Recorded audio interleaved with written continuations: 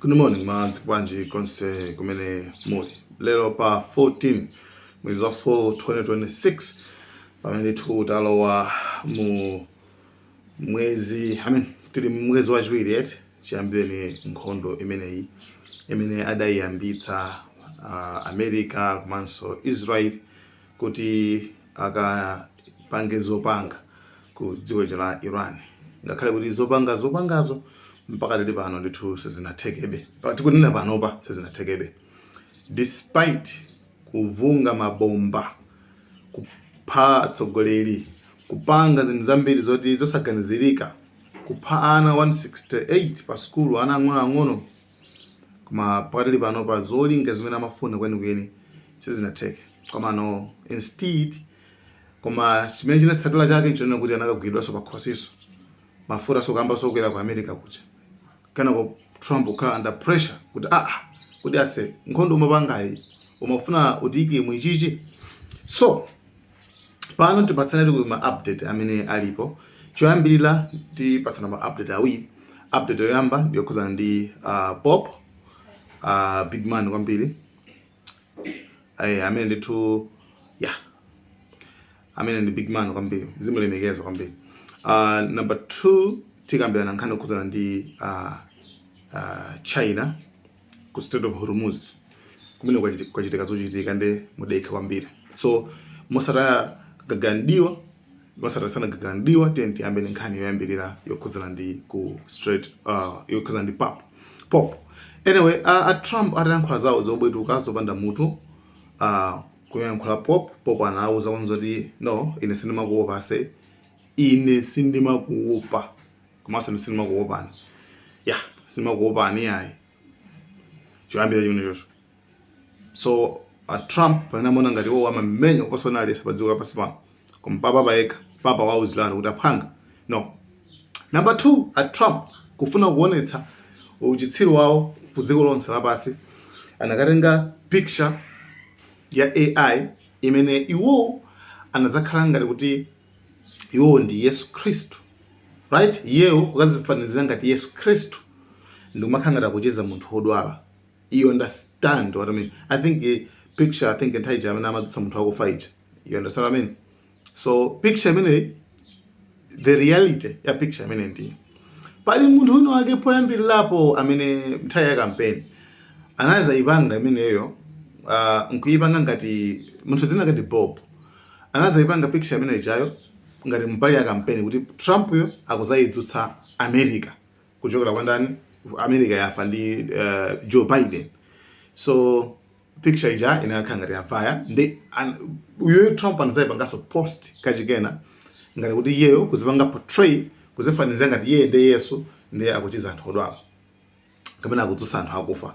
So zinthu zichazo mu Christian world Akristu akuyanazo zimene zicha akuyanazo kuopsa chifukwa Trump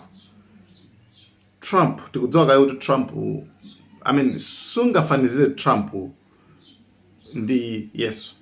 Olo Trump sungafananize Trump ndi sabato za Yesu. You understand what I mean? Malevel I mean. Mwike Trump apa ndi mwike maslippers a Yesu apa. Trump akuchepa kwambiri. Manifested Trump ali kwambiri. Pali sakugunda poso. Ndi maslippers omwe, maslippers a Yesu. Trump sakugunda. Okay? So nkulu amene ukazifanizira ngati Yesu kutani. So Pop anamuuza kuti aphange no. Izizi zopusa mupepese muchotseso. So Trump chimene apanga chake ndi kungochosa chithunzicho. Baba abwene. Papa uchosa kuphwekesa yake. Trump achosa chithunzicho koma zopepesazo sana pepese akuti iwo maganizo awo. Okay? Chithunzi akachiona maganizo awo chima maganizo awo china kuti amaganiza ngati munthu amene amakhala ngati Yesu uja akuti amaganiza ngati yeyo ndi doctor. So yeyo ali ngati doctor. Yesu modi chithunzi modi eniyo ndanisa kuzoza chithunzi imene chimamira ngati kuti uyu ndi Yesu sakudziwa ni ndani. yourself depicted as Jesus Christ? Well, it wasn't depicted. It was me. I did post it, and I thought it was me as a doctor, and had to do with Red Cross as a Red Cross worker there, which we support. And only the fake news could come up with that one. So I just heard about it, and I said, how did they come up with that? It's supposed to be me as a doctor making people better, and I do make people better. I make people. So uja akuti aine ine ba chituziyo zinenga ine doctor ndewina ndodwala paje ndima I make people feel better. Ari Trump amene akuti I mean kama samene zofura kulongosola kulako zofura kulongosola Trump olibe ndi yankho oyankho limene lo mwana wo secondary wo primary ukunaza sanga nani zimene zonse chifukwa chonse timadzati chituzi ngati chichi chapa ngodopo trade ngati kuti uyu ndi Yesu awa ndi chituzi chili mu Bible chituzi chili chopezeka mu magazine aku church. So I mean ma Trump also ndosowesa yonena kwambiri. Trump ndosowesa yonena murujo sukugwira. So anyway, so a Trump kani on the minute. Number 2 nkhani ya omalizira imene tumafaka tikambirane ndikukhuza ndi pa Strait of Hormuz. Choyambirira tene tikambeni nkhani yokhuzana ndi Iran komanso George Melonia. Iran makamaka yana kuti a Trump khaidwe lopusa limene lomanyoza papa ndi Therero. Papa ali mu position yayikulu kwambiri. Ndesimungabankhwezi ndobusa kwebela ngati zimene zonse. So we condemn it. Ifedi kudzudzula chidwi amenewo. Amene president wa dziko la Iran Masoud Pezeshkian. Okay? Chabwino. Prime Minister wa dziko la Italy George Melania amene yesu ndithu yankhulaso kwene zoti amene ndi bad amene ndi mdzako wa Donald Trump koma wadzudzulaso Trump kuti no khaidwe mapanga apa ali ndilopusa musamapanga izimene ziyayi ifeyo papa timatenga ti father ndithu papa father amene yuyu munthu olemekeza kwa ife simungamamwe yankhwezi zopusa ngati zimene zonse. Right? So yeah, that's it. So a Trump akungonyula sobana nkhondo ikavota kumaliza uku nkhondo nkhondo yakhinga bakhosuku anthu akulendera nkhani ya mafuta kwa zinthu plus akutanizo akungonyula abe kwambiri kungonyula basi. Okay?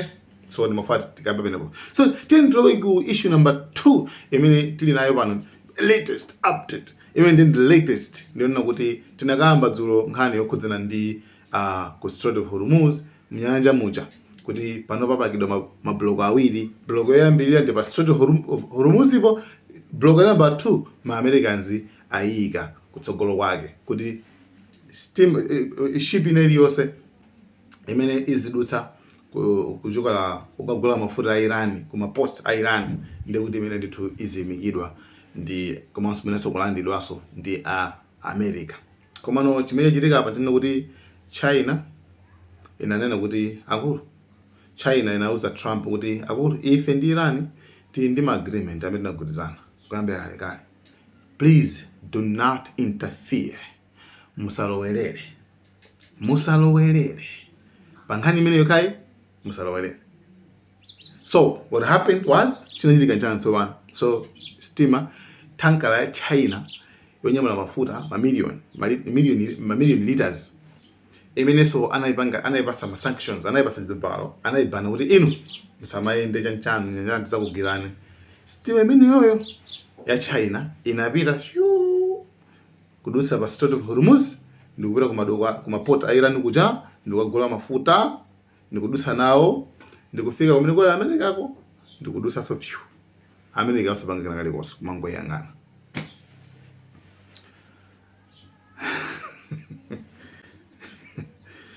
I mean, yeah, zimeze chitika. So atakufusa kuti blockage imene blockage mayikana mato ili ntchito. Ana kuti ilo libe ntchito. Imene ilibe ntchito. Yeah, that's it. So izo ni nkhani zimene zikuchitika nthu kunjako. And by the way, Russia ifuna kupita ku China pambanopa. Putin afuna kupita ku China.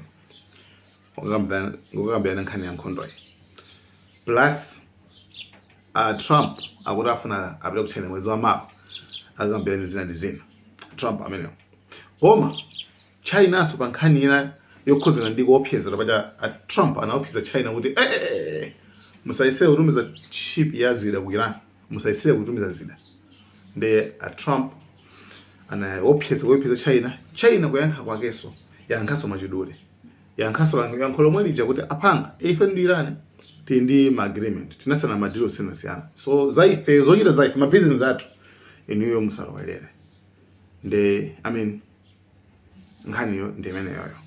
So guys, thank you so much tidikitenso ma update ena mlaka ndi cameras.